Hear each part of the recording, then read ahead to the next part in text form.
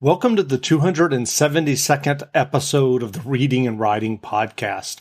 I'm your host, Jeff Rutherford. Stay tuned for my interview with William Forstchen, author of the New York Times bestselling series, 1 Second After. Stay tuned for the interview. And just one programming note, this interview was originally recorded in late 2019. Stay tuned for the interview with William Forstchen. This episode of the Reading and Writing Podcast is brought to you by Libro.fm. Libro.fm is the first and only company which lets you purchase audiobooks directly from your favorite local bookstore. Support your favorite local bookstore, and you can pick from more than 125,000 audiobooks, including New York Times bestsellers and recommendations from booksellers. You'll get the same audiobooks at the same price as the largest audiobook company out there. You know who I'm talking about, but you'll be part of a different story, one that supports your local bookstore. If you're new to audiobooks, they're the perfect way to get more books into your busy life. If you already love audiobooks and don't know what to listen to next, check out the recommendations and curated list from the people who know audiobooks best, your local bookseller. There's a special offer now for Reading and Writing Podcast listeners. Get 3 audiobooks for the price of one, $14.99, with your first month of membership. Just use the code RWPodcast. Again, that's Libro.fm, purchasing audiobooks from your local bookstore, and use the code RWPodcast.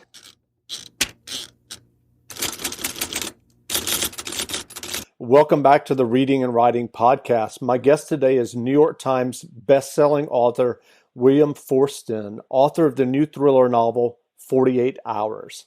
Forstchen is the author of the 1 Second After series and is a recognized expert on electromagnetic pulse and military history.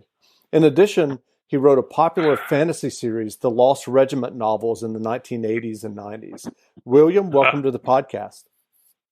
Gosh, people still remember that series. And it's a pleasure to be with you today. I do. I was actually a huge fan of the series. I'll ask you some questions later in the interview. Okay, about the 35th Maine. Okay. Well, if someone listening hasn't heard about your new novel, 48 Hours, yet, how would you describe it? Wow. Well, the title kind of says it. How would humanity, all of us, planet-wide, react that if a particular solar storm was about to let go, which in 48 hours had the potential of killing almost all life on the surface of the Earth? What would we do with those last 2 days? How would people react, good or bad? And the novel follows 4 or 5 characters who are having to make some tough decisions. One of them is a guy who had security at a vast underground facility at Springfield, Missouri, which is real. It actually exists. There's 2.5 million square feet underground that government officials want to move into, while the good citizens of Springfield are saying, no, we're going to put our children in there. And I'm trying to get people to think a little bit about what's important. Just moralize for 15 seconds. I'm a very patriotic American. I am completely fed up with the gridlock, the screaming, the got you, you're lying, no, you're lying. If we only had 48 hours left, wouldn't most of that seem rather insignificant?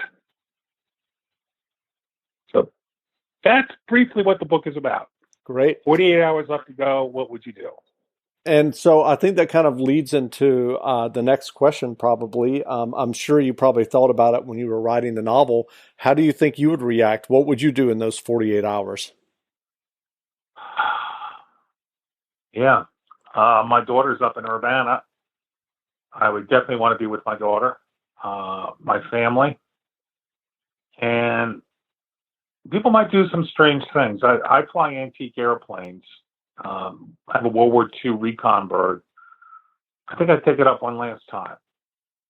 Just see how high I could climb to, as the poem says, reach out and touch the face of God. I think the vast majority of us, we would just want to be with those whom we love.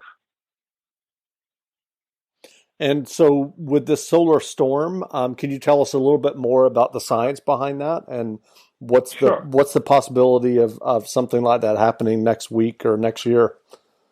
Okay.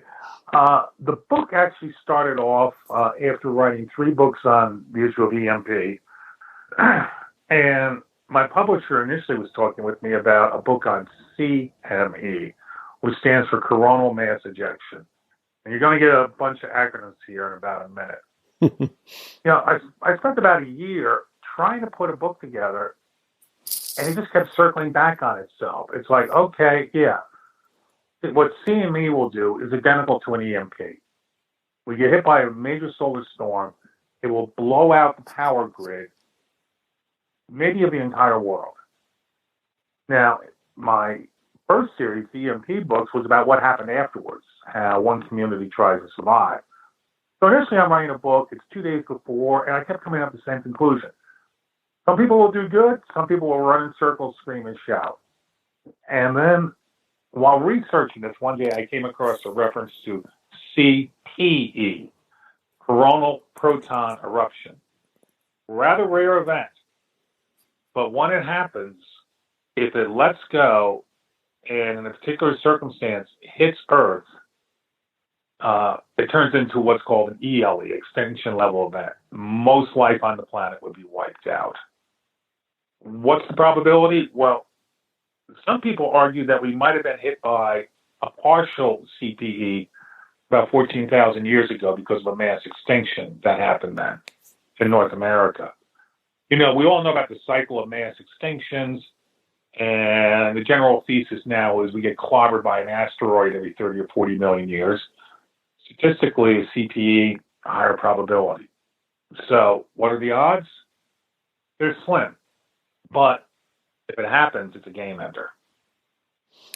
I have one character point out. He said, if you take all of eternity, all the sides of the universe and time, somewhere somebody's getting it today, and it just so happens today it's us. And so, is there evidence from history that links sudden extinction level events with a CPE? Yeah, what first caught my eye was an article that, it's a long technical term. I use it in the book. I can't pull it up right at the moment. Sure.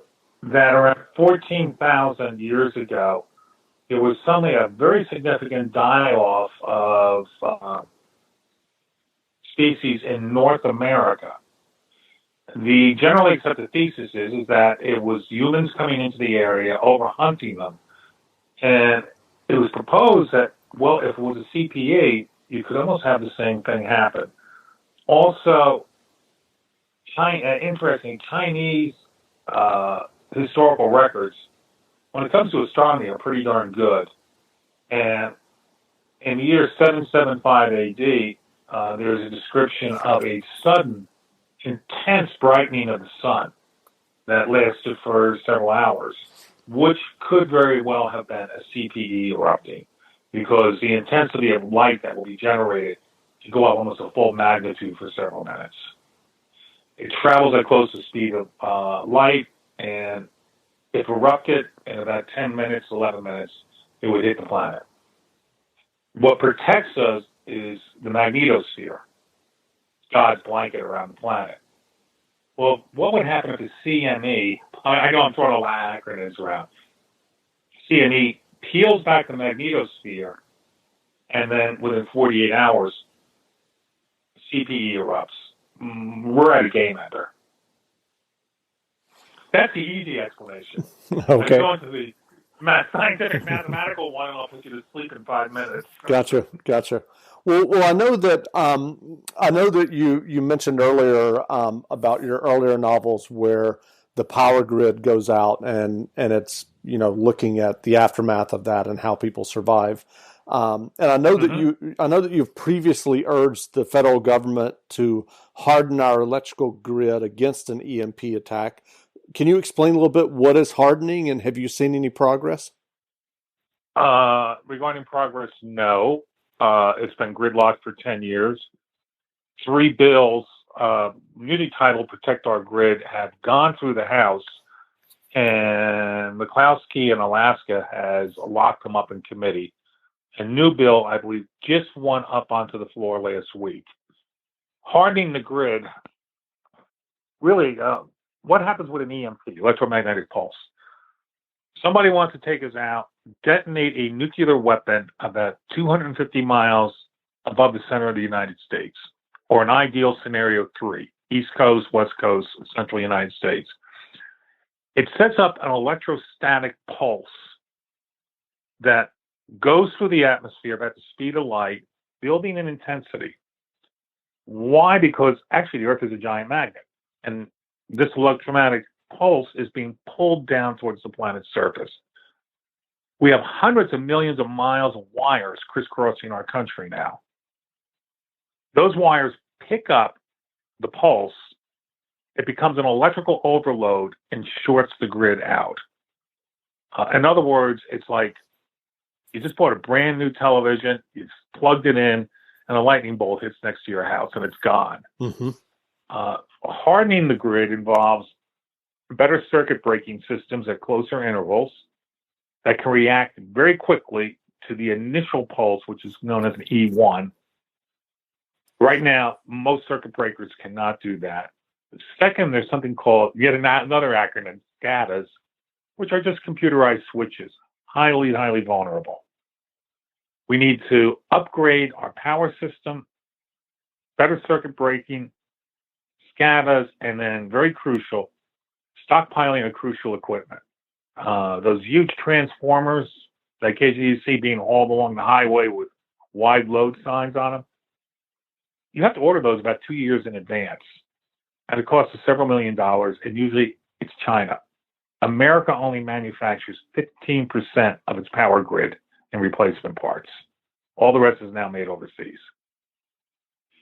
Do those steps, and a major EMP, it might do some damage, but most of the grid will survive.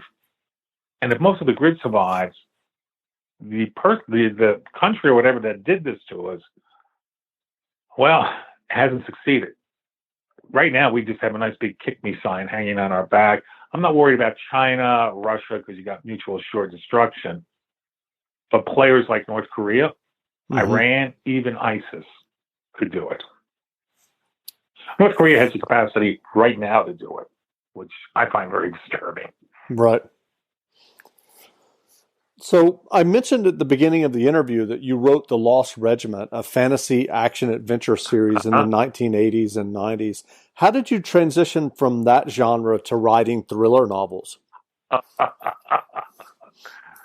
started out writing young adult short stories for Boys Life magazine. I was a regular contributor. My goal in life was to be a science fiction writer.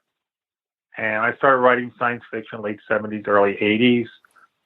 I had about 7 or 8 books published, and then The Lost Regiment came out. And that actually did rather well. It was a fun series. It's about a Civil War regiment, the 35th Maine fictional regiment, that gets caught up in the Bermuda Triangle when being transported to an amphibious operation in North Carolina, and they wind up on another world, where they find that the indigenous population is not too friendly.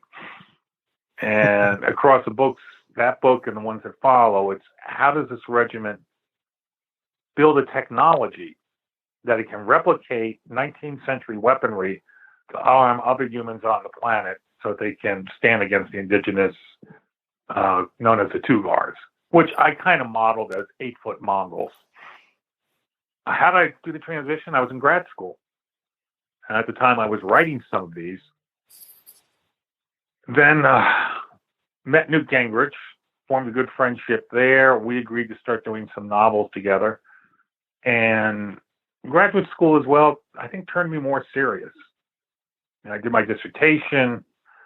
I did several traditional history books.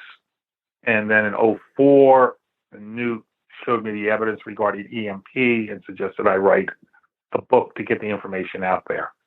And from that, that's why we're talking today. And I'm not writing Lost Regiment volume number 25.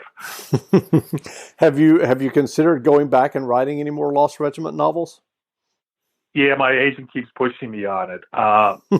Between you and me and nobody listening, I felt like I kind of wrote myself into a bit of a corner with book 9. And you can only do so many sequels. Right. And at some point, you start repeating yourself. You're obviously a science fiction fan. I mean, how many Dune books are out there? Quite a few. Yeah, it's like, Sam Warren Brothers of Dune, number 20. It's just, Yeah. the first novel with Dune was incredible. And it kind of went downhill from there. Yeah. Not to insult Herbert or his son, but still. But I did have a grand time writing the Lost Regiment books. So with 48 hours in your thriller novels, what is the writing process like for you? Do you outline the books extensively or do you write more organically? I kind of call it's like where the book gets started, it's like God slapped me up over the side of the head. I'm kicking around different ideas, nothing's gelling, and then suddenly, boom, 2 usually non-related things come together. It's like a nuclear fusion reaction. And almost the entire book comes to me at once. And then I just sit down and I binge write until I get a first draft done. Then sit back, take 2 or 3 weeks off, go back, do the edits, and then finally send it in. And do you have plans or ideas for your next novel beyond your new one, 48 Hours? Nope. Quick answer. I've written 50 books. And I will confess, my local newspaper here did an article on me a while back, and the headline was Dr. Doomsday. I've written 4 books about the potential end of our country. I'm waiting for an idea to come along. I jokingly tell people my next book will be called Happy Bunny Goes to Town. I'd like to write a happy book for a change. So, given your success as a writer, what advice would you have for aspiring writers who may be listening? Right. This might tick off some lit professors, but I don't hold much enthusiasm for writing workshops and master's degrees in creative writing and such. I mean, people come up to me, I'm a college professor as well, so I've got kids asking me, gee, I want to write a book, doc, what do I do? I tell people, go out and read the classics. I mean, the really good, and I mentioned one, Dune, if that's the area you want to go into. And what you have to do is you have to read the book differently. You have to analyze it. At what page did the book hook me? Remember, it's just the little black squiggles on a piece of paper, but it forms a picture in your head. At what point did you suddenly you couldn't put the book down? You had to turn to the next page. If you can figure out how the author did that, you're on your way to becoming a writer. And then absolutely every day write something, right? Write a journal, write a book, but you have to keep writing and study those who you admire. And so what books have you read lately, fiction or nonfiction, that you would recommend or that impressed you? Well, the technical books about solar energy and such, I wouldn't recommend them. It's kind of a yawn.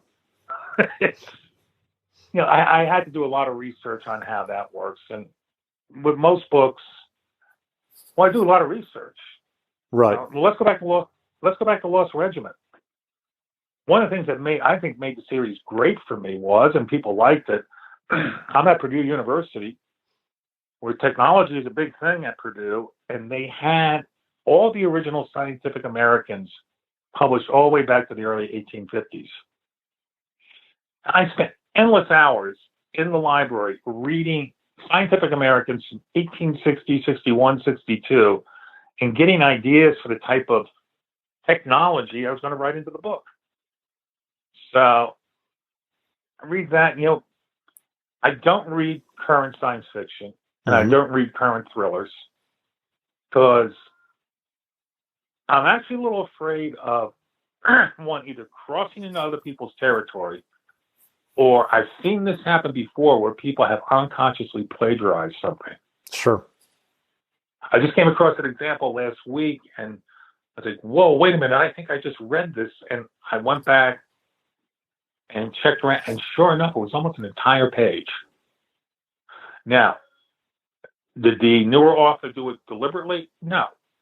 I think what happened is, I know for myself, taking notes, when I used to actually have to take them with pencil and paper, when I quoted something, I would write cap locked across the top, quote, source. Sometimes you don't do that, and you can maybe slip down a hole. And I worry about that. So what do I read right now? I'm rereading the Horatio Hornblower series because I love it so much. And it's great writing. Great. Well, again, we've been speaking with William Forstchen, author of the new thriller novel 48 Hours. The book is in bookstores now, so go grab a copy or download the ebook from your favorite ebook store. And William, thanks for doing this interview. It's been a real pleasure talking with a fan of the 35th Maine. Yeah, absolutely.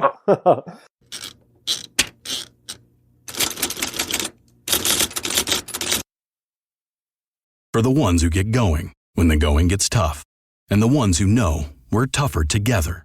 For the Pathfinders breaking new ground, Grainger offers supplies and solutions for every industry, as well as fast access to experts and 24/7 customer support. Because we know you have people depending on you, so you can always depend on us. Call, click Grainger.com, or just stop by. Grainger, for the ones who get it done. From HBO's Insecure and executive producer Issa Rae comes a new satirical true crime podcast, We Stay Looking. After investigating the disappearance of a missing Black woman in Looking for LaToya, Terry J. Vaughn is back as citizen sleuth Rose Cranberry. Through comedy, We Stay Looking sheds light on the serious issues of systemic racism within the media and the criminal justice system. Produced by Radio and Tenderfoot TV with HBO, We Stay Looking is available December 8th on all podcast platforms. You can binge the entire season early, December 1st, on HBO Max.